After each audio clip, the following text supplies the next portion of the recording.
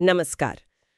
आज हम सुन लो UPSC channel के 29 जून 2025 के करंट अफेयर्स एनालिसिस की गहराइयों में उतरेंगे। हाँ, ये यूपीएससी एस्पिरेंट्स के लिए बहुत ही महत्वपूर्ण होने वाला है। बिल्कुल, जैसा कि सोर्स में कहा गया है, हर दिन एलबीएसएनए के एक कदम करीब जाने का मौका है। बिल्कुल, कंसिस्टेंसी की मैराथन है। चलिए, आज के करंट अफेयर्स को साथ मिलकर समझते हैं। Let's make today count. तो चलिए शुरू करते हैं।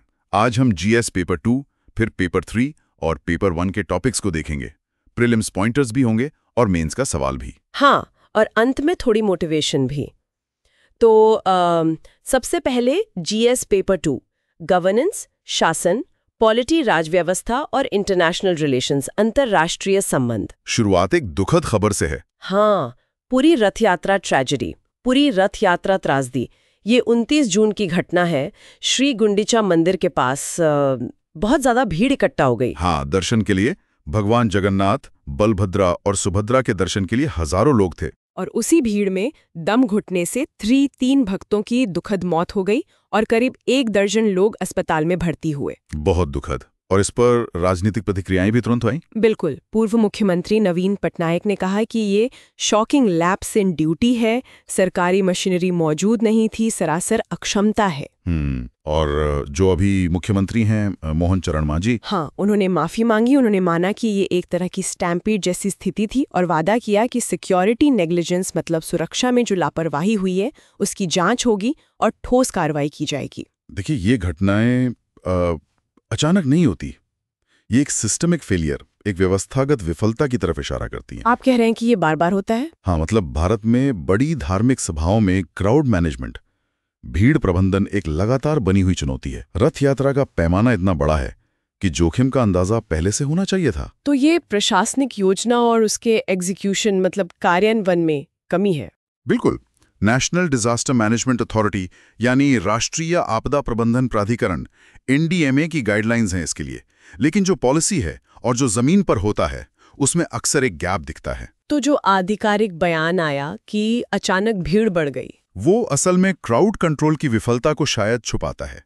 जैसे बैरिकेडिंग ठीक से हुई थी, लोगों को चैनलाइज किया गया था, मॉनिटरिंग हो रही थी, और जो आरोप है कि कोई सरकारी मशीनरी नहीं थी। हाँ, नवीन पटनायक का आरोप। वो दिखाता है कि शायद रिसोर्सेज सही जगह तैनात नहीं थे।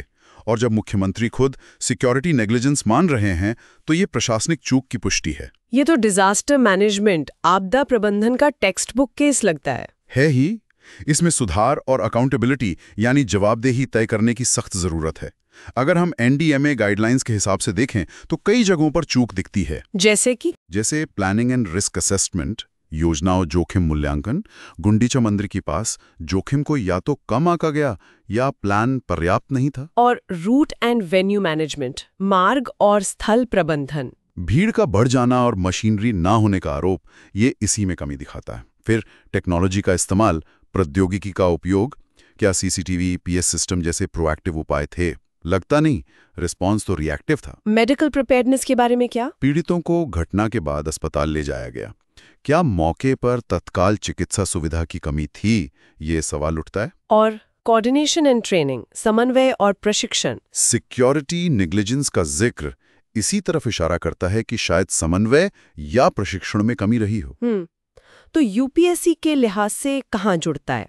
देखिए, जीएस पेपर 2 में governance, accountability, role of civil services, GS paper 3 में डिजास्टर मैनेजमेंट और जीएस पेपर 4 एथिक्स में भी अकाउंटेबिलिटी, कंपैशन जैसे मुद्दे। ठीक है, अब अगले विषय पर आते हैं। जीएस पेपर 2 से ही जुड़ा हुआ प्रधानमंत्री मोदी की 123वीं मन की बात जो 29 जून को हुई। हाँ, ये काफी चर्चा में रही। इसका मुख्य फोकस था इमरजेंसी आपातकाल की 50वीं वर्षगांठ पर। आपातकाल जो 1975 से 77 तक चला। ये जीएस2 और ऐसे के लिए बहुत महत्वपूर्ण कंटेंट है। बिल्कुल। प्रधानमंत्री ने इस सालगिरह को संविधान हत्या दिवस कहा, कॉन्स्टिट्यूशन मर्डर डे, संविधान हत्या दिवस। काफी मजबूत शब्द। हाँ, और आरोप लगाया कि जिन्होंने आपातकाल लगाया उन्होंने संविधान की हत्या की और जुडिशरी यानी न्यायपालिका को एक कठपुतली या गुलाम बनाने की कोशिश की। और इसमें उन्होंने कुछ पुराने ऑडियो क्लिप्स भी इस्तेमाल किए। हाँ, आर्काइवल ऑडियोज, मोरारजी देसाई, अटल बिहारी वाजपेयी, जगजीवन राम की आवाजें थीं। अच्छा। और उस दौर की बातें याद दिलाईं, कैसे फंडामेंटल राइट्स, मौलिक अधिकार निलंबित कर दिए गए थे, प्रेस पर सेंसरशिप थी, 1 लाख से ज्यादा लोग जेल में थे। मीसा का जिक्र जरूर हुआ होगा। हाँ, Misa, maintenance of internal security act, Misa का जिक्र हुआ। तो इसका राजनीतिक विश्लेषण क्या कहता है? ये पॉलिटिक्स ऑफ हिस्टोरिकल मेमोरी यानी ऐतिहासिक स्मृति की राजनीति का एक उदाहरण है। कैसे? देखिए, ये विपक्ष जो आजकल अघोषित आपातकाल का आरोप लगाता है, उसको काउंटर करने का एक तरीका हो सकता है। ये इतिहास का एक तटस्थ वर्णन नहीं है, बल्कि बहुत ही भावनात्मक भाषा, हत्या, गुलाम का इस्तेमाल है। और ऐतिहासिक फिगर्स का इस्तेमाल, वो इससे प्रामाणिकता देता है। और टाइमिंग भी महत्वपूर्ण है। इससे एक विलन, तत्कालीन कांग्रेस सरकार, और एक हीरो, आपातकाल का विरोध करने वाले भाजपा की विचारधारा से जुड़े लोग की छवि बनती है। ये नई पीढ़ी को इतिहास पढ़ाने का एक तरीका भी है। तो इतिहास एक तरह से आज भी लड़ा जा रहा है। बिल्कुल। पॉलिटिकल मेमोरी कैसे बनाई जाती है, ये उसका एक उदाहरण है। ये दिखाता है कि इतिहास कैसे एक कंटेस्टेड बैटल ग्राउंड है। अच्छा, मन की बात में और भी चीजें थी। हाँ, संक्षेप में बता सकते हैं। इंटरनेशनल योगा डे का जिक्र था। मेघालय की एरी सिल्क को जीआई टैग मिलने की बात थी। एरी सिल्क, जिसे अहिंसा सिल्क भी कहते हैं। हाँ, वही। और विमेन लेड डेवलपमेंट, महिला नीत विकास का उदाहरण तेलंगाना से। और असम में बोडोलैंड सीएम कप का जिक्र भी था। ठीक है। और यूपीएससी कनेक्ट, जीएस पेपर 1 में post independence history, GS paper 2 में कॉन्स्टिट्यूशन, उसकी ऐतिहासिक पृष्ठभूमि, विकास, विशेषताएं, मूल ढांचा, और जीएस पेपर 4 एथिक्स में भी नैतिक दुविधाएं, अंतरात्मा की आवाज। ऐसे के लिए भी महत्वपूर्ण है डेमोक्रेसी, कॉन्स्टिट्यूशनलिज्म, हिस्ट्री के थीम्स पर। चलिए अब इंटरनेशनल रिलेशंस, अंतर्राष्ट्रीय संबंधों की ओर चलते हैं। पहला मुद्दा यूके और इंडिया से जुड़ा है। हाँ, यूके का इंडो पैसिफिक दाव और भारत के साथ एफटीए। तो ब्रेग्जिट के बाद यूके एशिया पैसिफिक की तरफ ज्यादा ध्यान दे रहा है। बिल्कुल। और भारत को वो एक स्टैंड आउट ग्रोथ इंजन के तौर पर देख रहा है। इस रणनीति में UK India free trade agreement, मुक्त व्यापार समझौता यानी एफटीए बहुत अहम है। एफटीए यूके की रणनीति क्या है? इसमें कोई 5 पॉइंट प्लान है? हाँ, मोटा मोटा 5 पॉइंट्स हैं। डिफेंस पार्टनरशिप्स मतलब रक्षा साझेदारी, सॉफ्ट पावर का इस्तेमाल, डिजिटल ट्रेड, डिजिटल व्यापार, ग्रीन टेक्नोलॉजी, हरित प्रौद्योगिकी, और डिप्लोमेसी यानी कूटनीति। और इस एफटी से आर्थिक फायदा क्या होगा? अनुमान है कि सालाना द्विपक्षीय व्यापार में 25.5 बिलियन पाउंड्स का इजाफा होगा। यूके की जीडीपी को भी 4.8 बिलियन पाउंड्स का बूस्ट मिल सकता है। और धीरे धीरे यूके के 90% निर्यात पर टैरिफ्स खत्म हो जाएंगे। कौन से सेक्टर्स को ज्यादा फायदा होगा? यूके के लिए scotch whisky, cosmetics, medical devices, auto sector, financial services. Bharat के लिए textiles, apparel, gems and jewellery, engineering goods. और इसमें कुछ आधुनिक प्रावधान भी हैं। हाँ, जैसे इंटेलेक्चुअल प्रॉपर्टी यानी आईपी प्रोटेक्शन, एक इनोवेशन वर्किंग ग्रुप बनेगा, डिजिटल ट्रेड पर फोकस है, और भारतीय पेशेवरों के लिए मोबिलिटी के प्रावधान भी हैं। तो ये सिर्फ व्यापार समझौता नहीं है। नहीं, ये उससे कहीं ज्यादा है। ये एक स्ट्रेटेजिक कन्वर्जेंस है, रणनीतिक तालमेल, ग्लोबल ब्रिटेन और मेक इन इंडिया का मिलन कह सकते हैं। इसका भू राजनीतिक संदर्भ क्या है? देखिए, इंडो पैसिफिक का उदय, चीन को संतुलित करना, रेजिलिएंट सप्लाई चेन्स बनाना, ये सब इसके पीछे है। यूके खुद को जियोपॉलिटिकल फ्रंटलाइन पर देख रहा है, डिफेंस इंडस्ट्रियल पार्टनरशिप्स बनाना चाहता है, इसे एक स्ट्रेटेजिक टर्निंग पॉइंट मान रहा है। और भारत के लिए इसके क्या मायने हैं? भारत के लिए ये भविष्य के एफटीएस के लिए एक टेम्पलेट हो सकता है। ये दुनिया में भारत के बढ़ते प्रभाव को दिखाता है। हालांकि इसमें भारत को कुछ ट्रेड ऑफ्स भी करने होंगे, जैसे आईपीआर, डेटा, स्टैंडर्ड्स को लेकर। ये भारत को एक लीडिंग पावर के रूप में स्थापित करने में मदद करेगा। यूपीएससी के लिए जीएस पेपर 2 बायलैटरल और ग्लोबल एग्रीमेंट्स, भारत के हित, विकसित देशों की नीतियों का प्रभाव। ठीक है। अब अंतर्राष्ट्रीय संबंधों में दूसरा मुद्दा, रशिया यूक्रेन वॉर। हाँ, युद्ध और ज्यादा क्रूर होता जा रहा है। हाल ही में रूस ने एक बहुत बड़ा हवाई हमला किया। आंकड़े चौंकाने वाले हैं। हाँ, क्या थे आंकड़े? 477 ड्रोन्स और 60 मिसाइल्स का इस्तेमाल हुआ। फिर से दोहराती हूँ, 477 ड्रोन्स और 60 मिसाइलें। बाप रे, इतना बड़ा हमला! और इसमें यूक्रेन का एक F-16 पायलट भी मारा गया। ये यूक्रेन का तीसरा F-16 लॉस है। ये बहुत बड़ा झटका है यूक्रेन के लिए। हाँ, और 6 से ज्यादा क्षेत्रों में भारी तबाही हुई है। ज़ेलेंस्की ने और ज्यादा एयर डिफेंस सिस्टम्स, खासकर पैट्रियट मिसाइल्स की मांग की है। देखिए, ये दिखाता है कि संघर्ष कितना तीव्र हो गया है। ये एक वॉर ऑफ एट्रिशन है, जिसमें रूस शायद यूक्रेन के डिफेंसेस को वॉल्यूम से ओवरवेल्म करने की कोशिश कर रहा है। F-16 का नुकसान महत्वपूर्ण है। बिल्कुल। और पेट्रियट्स की मांग ये दिखाती है कि ये युद्ध अब हाईटेक हथियारों की दौड़ भी बन गया है, जिसमें एयर डिफेंस बहुत क्रूशल है। भारत के लिए इसकी क्या रेलेवेंस है? पहला, हमें मॉडर्न वॉरफेयर यानी आधुनिक युद्ध कला की इनसाइट्स मिलती हैं। ड्रोन्स, मिसाइल्स, इलेक्ट्रॉनिक वॉरफेयर का इस्तेमाल कैसे हो रहा है, ये हमारी अपनी रक्षा तैयारियों को प्रभावित करता है। दूसरा, युद्ध जितना लंबा खिंचेगा, भारत पर अपने संतुलित रुख को बनाए रखने का कूटनीतिक दबाव उतना ही बढ़ेगा। UPSC connect. GS paper 2, effect of global politics on India's interest. चलिए अब रुख करते हैं GS पेपर 3 का। इकोनॉमी, अर्थव्यवस्था, एनवायरनमेंट, पर्यावरण, S&T, विज्ञान और प्रौद्योगिकी, और डिजास्टर मैनेजमेंट, आपदा प्रबंधन। और यहाँ भी शुरुआत एक त्रासदी से है। हाँ, हिमालयन ट्रेजेडी, उत्तराखंड में क्लाउड बर्स्ट यानी बादल फटना। ये घटना उत्तरकाशी जिले में यमुनोत्री राष्ट्रीय राजमार्ग पर सिलाई बेंड के पास हुई। इसमें 9 सड़क निर्माण मजदूरों के बह जाने की आशंका है। ये नेपाली मूल के थे और वहां टेंट में रह रहे थे। ओहो, ये तो बहुत ही दुखद है। हाँ, यमुनोत्री हाईवे बंद कर दिया गया है, कृषि भूमि को नुकसान पहुंचा है, एक पुल को भी खतरा है और यमुना नदी का जलस्तर बढ़ रहा है। ये एक हाइड्रोमीटेरोलॉजिकल डिजास्टर है, मतलब जल, मौसम, विज्ञान संबंधी आपदा। लेकिन इसे एंथ्रोपोजेनिक फैक्टर्स यानी मानव जनित कारकों ने और ज्यादा गंभीर बना दिया है। कैसे? पहली बात तो ये कि पीड़ित कौन है? मजदूर जो टेंट में रह रहे थे। ये उनकी सुरक्षा प्रोटोकॉल पर सवाल उठाता है। दूसरा, क्या इसका संबंध चारधाम परियोजना या हिमालय जैसे नाजुक क्षेत्र में चल रहे बड़े इंफ्रास्ट्रक्चर डेवलपमेंट से है? हाँ, हिमालय की नाजुकता तो जगजाहिर है। बिल्कुल। ये यंग माउंटेन्स हैं, भूगर्भीय रूप से सक्रिय हैं, लैंडस्लाइड्स, फ्लड्स, भूकंप का खतरा हमेशा रहता है। हमने 2013 केदारनाथ त्रासदी से क्या सीखा? क्या बड़े प्रोजेक्ट्स बिना मजबूत एनवायरमेंटल सेफगार्ड्स यानी पर्यावरणीय सुरक्षा उपायों के बनाए जा रहे हैं? ये विकास बनाम पर्यावरण वाली बहस फिर सामने आ जाती है। हाँ। क्या एनवायरमेंटल इम्पैक्ट असेसमेंट पर्याप्त रूप से हो रहा है? माइग्रेंट वर्कर्स की वल्नरेबिलिटी, उनकी भेद्यता का सवाल, कैसे प्राकृतिक खतरे मानव निर्मित आपदाओं में बदल जाते हैं, ये सोचने वाली बात है। यूपीएससी के लिए कहाँ फिट होता है? GS पेपर 3 में disaster management, conservation, environment degradation, EIA, और GS पेपर 1 में ज्योग्राफिकल फीचर्स एंड चेंजेस। अब अर्थव्यवस्था के मोर्चे पर चलते हैं। कुछ अच्छी खबर भी है, मॉनसून अर्ली अराइवल। हाँ, मानसून का जल्दी आना।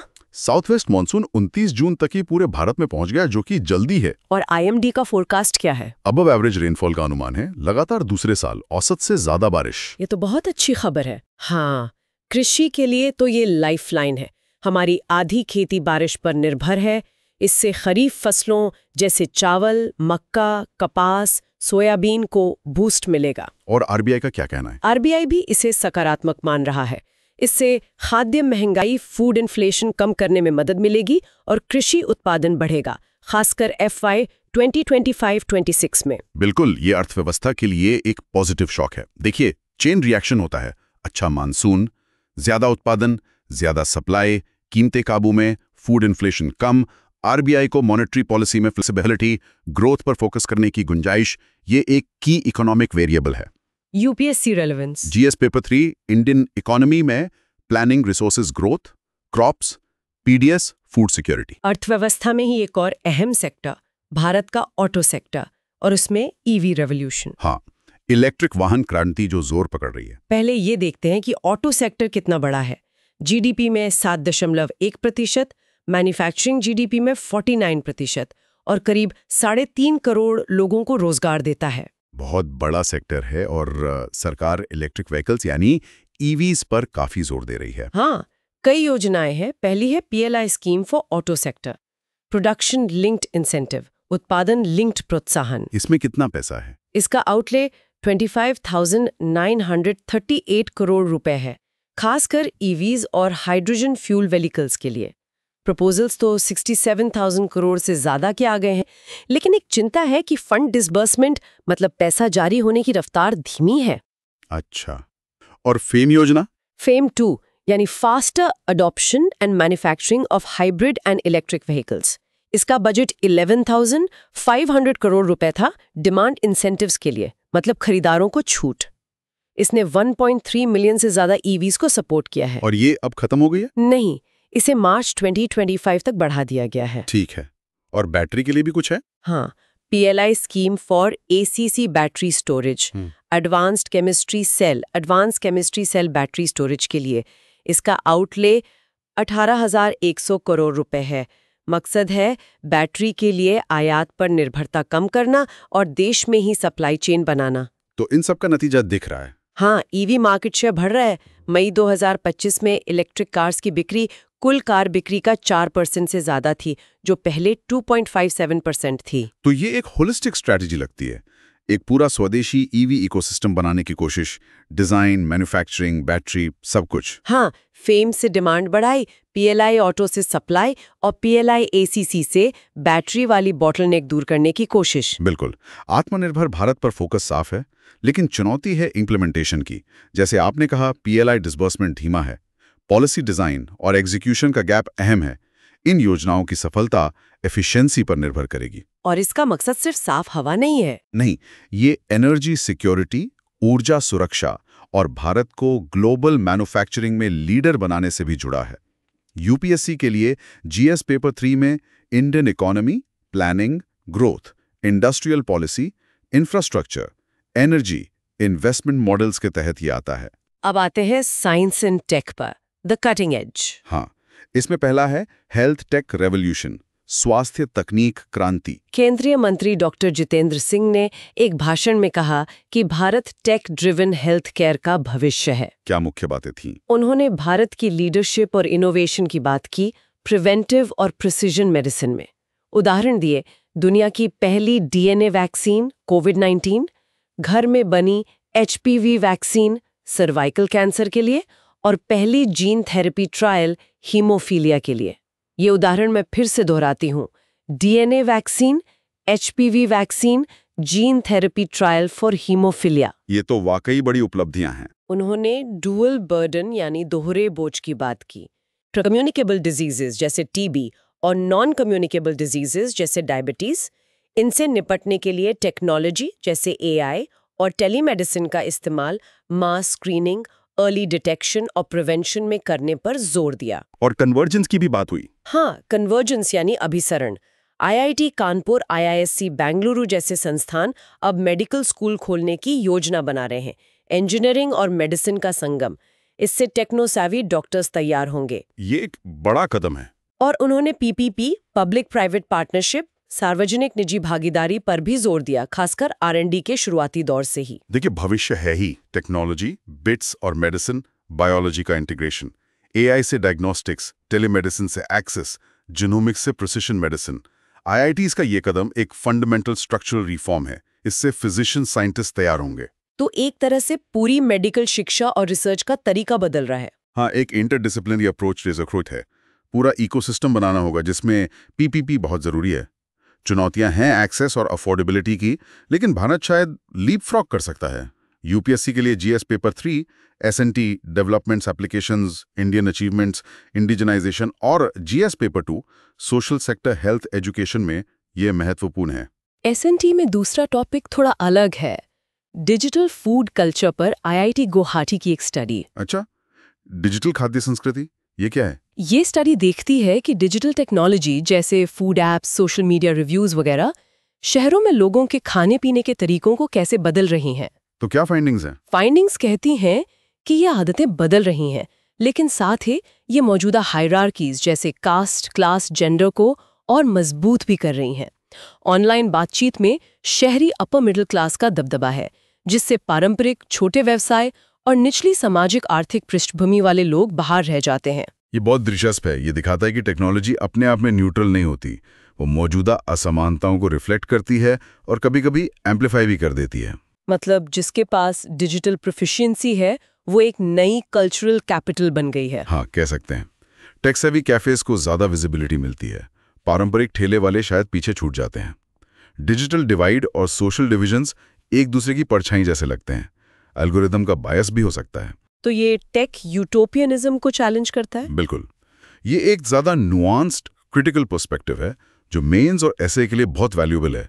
UPSC connect, GS paper 1, Indian society, diversity, globalization effects, एसए, technology and society, digital divide, culture. चलिए अब आते हैं GS paper 1, Indian heritage and culture, भारतीय विरासत और संस्कृति पर। और इसमें हम वापस पूरी रथ यात्रा पर आ रहे हैं, लेकिन इस बार सांस्कृतिक नजरिए से। हाँ, पूरी रथ यात्रा सिर्फ एक धार्मिक आयोजन नहीं, बल्कि एक गहरी सांस्कृतिक विरासत, एक इंड्योरिंग कल्चरल लेगेसी है। इसे दुनिया की सबसे पुरानी और सबसे बड़ी धार्मिक यात्राओं में से एक माना जाता है। इसमें होता क्या है, एक बार फिर से बताएं। ये भगवान जगन्नाथ, उनके भाई बलभद्र और बहन सुभद्रा की वार्षिक यात्रा का उत्सव है।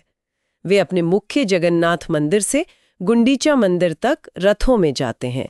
लाखों लोग इसमें शामिल होते हैं। ये एक लिविंग हेरिटेज, जीवंत विरासत का उदाहरण है। जैसे वो पहंडी यात्रा होती है जिसमें मूर्तियों को रथ तक लाया जाता है। बिल्कुल। इसका सांस्कृतिक और दार्शनिक विश्लेषण क्या कहता है? देखिए, यूनेस्को की इंटैंजिबल कल्चरल हेरिटेज, अमूर्त सांस्कृतिक विरासत का एक बेहतरीन उदाहरण है। इसका महत्व क्या है? देवता खुद जनता के बीच आते हैं। ये प्रतीकात्मक रूप से समानता और समावेशिता, इंक्लूसिविटी दिखाता है। मंदिरों में प्रवेश के जो बंधन होते हैं वो यहाँ टूट जाते हैं। इसकी जड़ें भक्ति आंदोलन में है। हाँ, कह सकते हैं। और जगन्नाथ पंथ खुद सिंक्रेटिज्म यानी संस्कृति समन्वय का अद्भुत उदाहरण है। इसकी जड़ें शायद आदिवासी परंपराओं, साबरा जनजाति में है। मूर्तियों का रूप भी अनोखा है, बड़ी आंखें, अधूरे अंग। क्या ये बौद्ध धर्म के प्रभाव को दिखाता है? बाद में वैष्णव धर्म में इसका समावेश हुआ। तो ये भारतीय संस्कृति के कई थीम्स दिखाता है। बिल्कुल। कॉन्टिन्यूटी, सिंक्रेटिज्म, फिलोसॉफिकल डेप्थ जैसे समानता का विचार और लिविंग हेरिटेज। जीएस पेपर 1 के लिए बहुत महत्वपूर्ण है Indian culture, art forms, lit architecture और इंडियन सोसाइटी, डाइवर्सिटी। चलिए अब कुछ प्रीलिम्स पॉइंटर्स हो जाएं।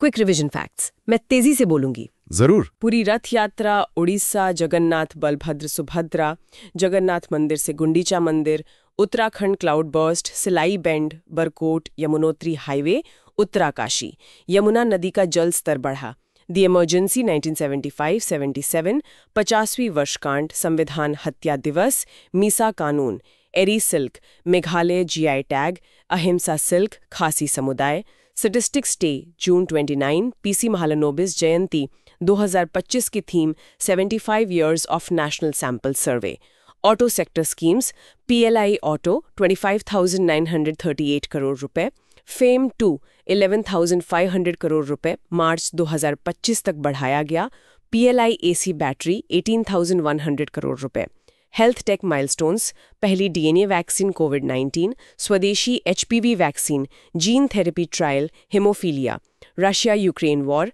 हमले का पैमाना 477 ड्रोन्स, 60 मिसाइल्स, F-16 लॉस।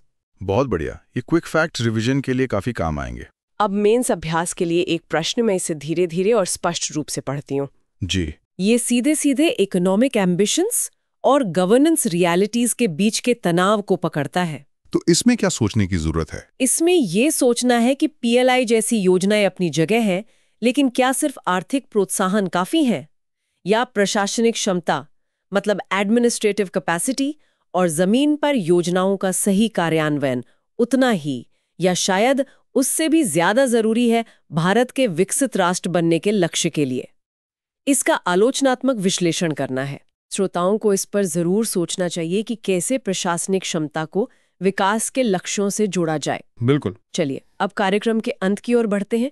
थोड़ी प्रेरणा, motivation for the long haul. हाँ, यूपीएससी की तैयारी एक लंबी यात्रा है, उतार चढ़ाव आते हैं। बिल्कुल। कभी कभी लगता है कि बहुत मुश्किल है, सब कुछ संभालना भारी पड़ता है, ठोकरें लगती हैं, लेकिन महान दार्शनिक कन्फ्यूशियस ने कहा था। क्या कहा था? Our greatest glory is not in never falling, but in rising every time we fall. इसे दोहराती हूँ। Our greatest glory is not in never falling, but in rising every time we fall. बहुत खूब। हमारी सबसे बड़ी शान कभी न गिरने में नहीं, बल्कि हर बार गिरकर उठने में है। दोबारा कोशिश करने का साहस ही असली बात है। संघर्ष आपकी कहानी का हिस्सा है, लेकिन वापसी लेजेंड होगी। अपने लक्ष्यों को लेकर जिद्दी बने, लेकिन तरीकों में लचीले रहें। अगर थक गए हैं तो आराम करें, लेकिन मैदान न छोड़ें।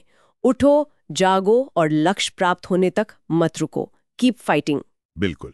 और इस तरह का विस्तृत विश्लेषण सिर्फ परीक्षा पास करने में ही मदद नहीं करता। सही कहा। ये गवर्नेंस, इकोनॉमी, सोसाइटी की गहरी समझ बनाने में मदद करता है, जो जीवन भर काम आती है। इससे सोचने का नजरिया विकसित होता है, रिटेंशन बढ़ता है, चीजें ज्यादा समय तक याद रहती हैं। तो अगर आपको लगता है कि ये चर्चा LBS-NA तक पहुंचने के आपके सपने में थोड़ी भी मददगार रही है, तो please soon low UPSC YouTube channel को अपना समर्थन जरूर दें। हाँ, आपका समर्थन हमारे लिए बहुत मायने रखता है। लाइक करें, इसे अपने दोस्तों के साथ शेयर करें, कमेंट करके अपने विचार हमें बताएं और हाँ, सब्सक्राइब करना बिल्कुल न भूलें। और अगर आज का विश्लेषण आपको खास तौर पे पसंद आया हो, तो आप सुपर थैंक्स के जरिए भी अपना अप्रिसिएशन दिखा सकते हैं। आपका यही सपोर्ट हमें लॉन्ग टर्म तक सस्टेनेबल रहने, यानी निरंतर आप तक ऐसा कंटेंट पहुंचाते रहने में मदद करेगा। तो आज के लिए बस इतना ही। धन्यवाद। धन्यवाद।